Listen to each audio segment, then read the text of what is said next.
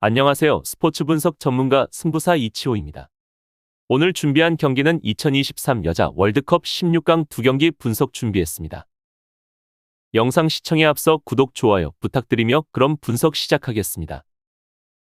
우선 한 경기 잉글랜드 나이지리아 전력 분석 알아보겠습니다. 잉글랜드는 피파 랭킹 4위에 위치해 있습니다.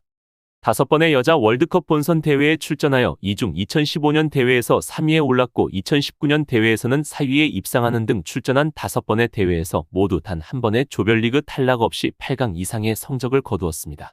잉글랜드는 월드컵 조별리그 통과가 아주 당연한 결과로 여겨지는데 이번 월드컵 역시 조별 예선에서 3전 전승을 거두며 가뿐히 조 1위로 16강 진출을 했습니다.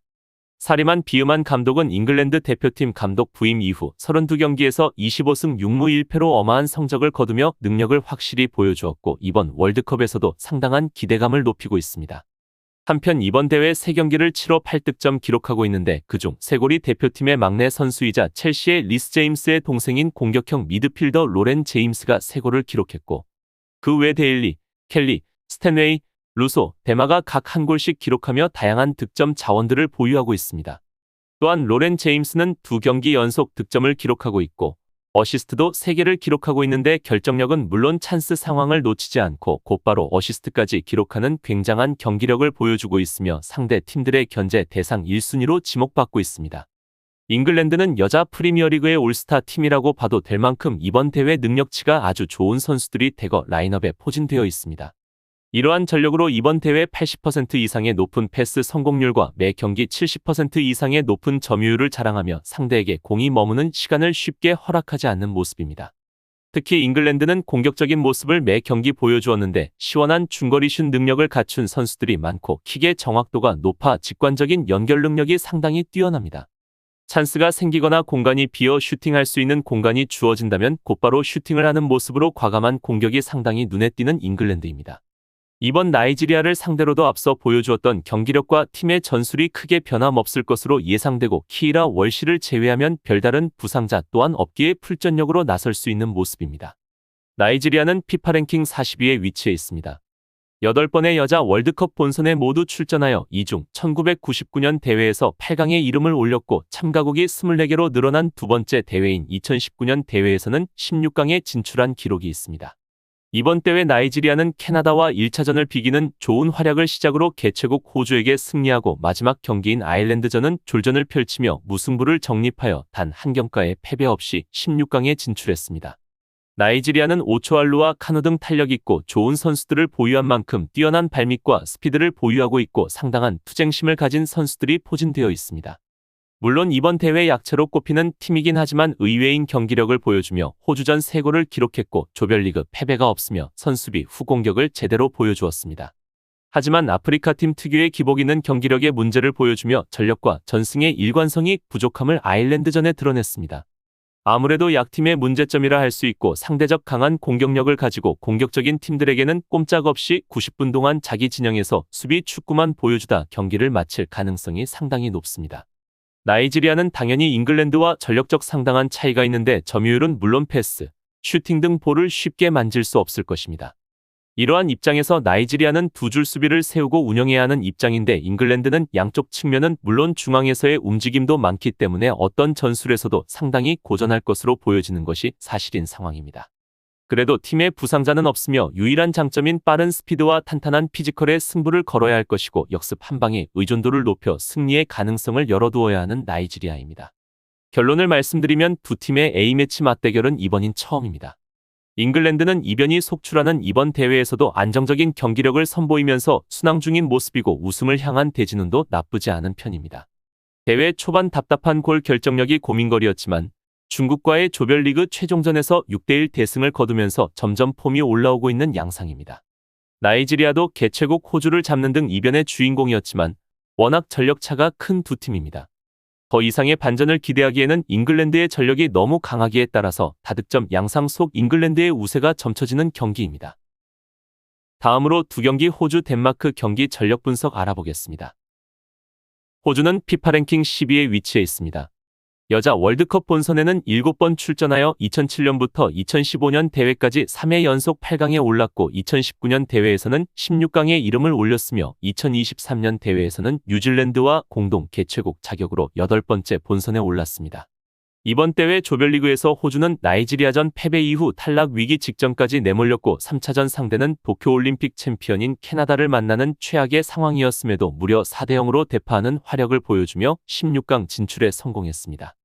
하지만 1차전 아일랜드와의 개막전에서 상대 수비에 고전하며 간신히 승점을 챙겼는데 윗선에서의 움직임과 존재감이 확실히 부족했던 모습이고 실제로 두 자원의 합산 볼터치가 40회에 불과했습니다. 이마저도 상대 PK박스 안에서는 단 4회에 그쳤을 정도로 좋지 못한 경기력을 보여주었던 것이 걱정스러운 부분입니다. 앞서 치렀던 3경기에서는 호주 여자 축구의 레전드라 불리는 샘커가 결장하며 전력이 낮아져 아쉬운 상황으로 경기를 치렀지만 이번 경기 샘커의 출전이 가능한 상황이기에 전력적 한층 높아진 호주이고 직전 캐나다를 상대로 4골이라는 득점을 기록했기에 분위기도 좋을 호주입니다. 샘커는 호주 여자 축구의 영웅으로 최다골을 기록 중인 선수이며 여자 프리미어리그 첼시에서도 좋은 활약을 펼치는 호주 축구의 에이스입니다. 이런 중요한 자원의 복귀 소식은 상당한 전력 상승에 도움이 되는 부분이고 자신감 또한 한층 높아지는 상황 속 덴마크와 경기를 치룰 수 있게 되었습니다. 이번 경기 호주는 가장 기본적인 형태인 4-4-2 포메이션 속에서 센터백 듀오인 케네디와 헌트가 안정적인 수비력을 보여줄 것이고 앞서 좋은 모습을 보여주었던 파울러나 에그몬드와 샘커가 함께 투톱에 공격력을 내세울 것으로 예상됩니다. 덴마크는 피파 랭킹 13위에 위치해 있습니다. 1991년 대회와 1995년 대회에서 2회 연속 8강에 이름을 올렸지만 이후 2번의 대회에서는 조별리그에서 탈락했고 그 이후 유럽 지역 예선에서 고배를 마셨다가 2023년 피파 여자 월드컵 유럽 지역 예선 2조 1위로 16년 만에 5번째 여자 월드컵 본선에 진출했습니다. 이번 월드컵 대회 조별리그에서는 중국과 IT를 상대로 승리하고 잉글랜드에게 패배하며 2승 1패로 16강 진출에 성공했습니다. 앞선 중국과 IT를 상대로는 매우 안정적인 수비력을 보여주며 실점 없이 승리를 거두었고 잉글랜드를 상대로는 공격에 힘이 부족했지만 수비면에서는 생각보다 안정적인 모습이었습니다. 이번 대회보다 안정적인 수비 운영을 기반으로 경기 운영을 치르고 있는 모습인데 기본적으로 4명의 수비진을 두고 중원에 2명을 배치하지만 사실상 이 2명의 역할도 공격보단 수비 쪽에 가깝다고 볼 수 있습니다. 그만큼 수비에 신경을 많이 쓰는 모습이고 이번 호주와의 경기에서도 잉글랜드전에서 나왔던 선수들을 주축으로 안정적인 수비 형태로 나설 것으로 예상되고 최전방의 하르데르와 측면의 톱센과 마센의 출전이 유력해 보입니다. 덴마크는 같은 북유럽 국가인 스웨덴의 비활반은 못될 정도로 전력면에서 그렇게 강한 전력을 보유하고 있지는 않습니다. 미넨에서 뛰는 페르날르 하르데르나 카트린의 몰로컬 같은 좋은 선수도 있지만 탑레벨에 도전할 만한 수준은 절대 아닙니다.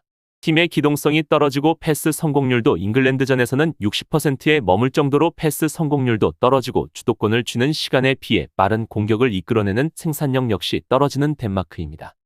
에너지 레벨이 유지되는 팀이라고 보여지진 않지만 이번 경기 수비진에 신경을 많이 세워 저득점의 경기로 버틸 가능성이 높아 보입니다. 결론을 말씀드리면 역대 4차례 A매치 맞대결에서는 덴마크가 2승 1무 1패로 근소한 우위를 보였습니다.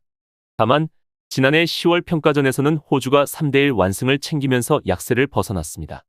이번 대회에서 개최국 2점을 살린 호주의 경기력은 우승 후보에 가깝다고 해도 과언이 아닌 모습입니다. 패배했던 나이지리아전도 압도적으로 상대를 밀어붙일 정도로 좋은 경기력을 보였었습니다. 덴마크 역시 조별리그에서 탄탄한 수비력을 자랑했던 만큼 이번 경기 역시 수비력을 앞세운 전술을 들고 나올 것으로 보입니다. 따라서 이번 경기는 저득점 양상 속 호주의 근소한 우세가 점쳐지는 경기이지만 덴마크가 얼마나 많은 시간 동안 수비적인 형태를 유지할 수 있는지가 가장 관건인 경기입니다. 이상으로 8월 7일 2023 여자 월드컵 16강 2경기 분석 마치겠습니다.